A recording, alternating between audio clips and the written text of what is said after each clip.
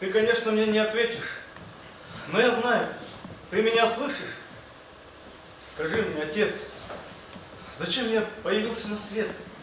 И почему жизнь моя была такой короткой? Вспомнить почти нечего.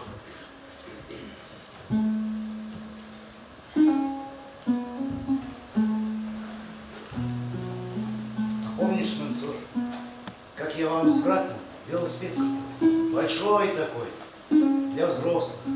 В городе покупал, за большие деньги. А потом долго вез в автобусе. А автобус такой маленький. Там и так пройти негде. И тут я еще со своим велосипедом. Все ругались, шофер ругался, старики, женщины ругались. А я сижу и думаю, как вы с братом радоваться будете? Помню, отец. Конечно, помню. Ну и намучился же я с твоим подарком. Долго учился педали крутить. Велосипед тяжелый был, высокий, чуть ли не с меня ростом. Я пока ногу через раму перекидывал, он падал, и я вместе с ним падал. И руки мои, и ноги мои все в поростах были, а еще смазки от цепи. Брат надо мной смеялся, думал, я плакать буду, а я не плакал. Ты на меня смотрел, мать на меня смотрела, я не мог плакать. А потом я все равно научился. Когда брат в город уехал, я по всей округе гонял.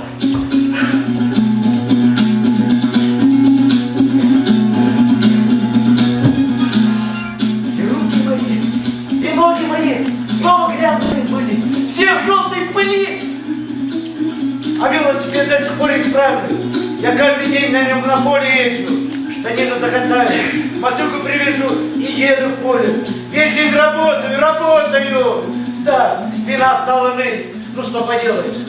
В этом году я все поле луком засеял. Лук на рынке хорошо берут. Хоть какие-то малые деньги, но все равно берут. Да, хоть мало денег, но все же деньги. Плохо мне здесь, отец. Холодно. Очень прошу, скорее найди меня. Прошу тебя, не уезжай без меня. Забери меня отсюда. Пусть руки мои, ноги мои снова будут грязные, все в желтой пыли, как в детстве.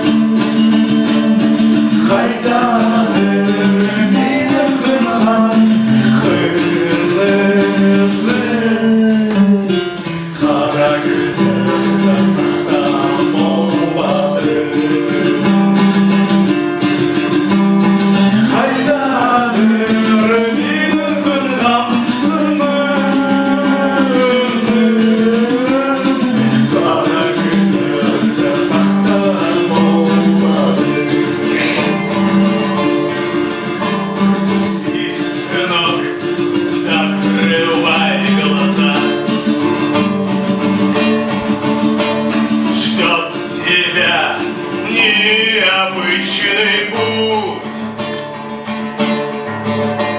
Ждут тебя загадки, чудеса. А для этого надо тебе уснуть. Ждут тебя загадки, чудеса.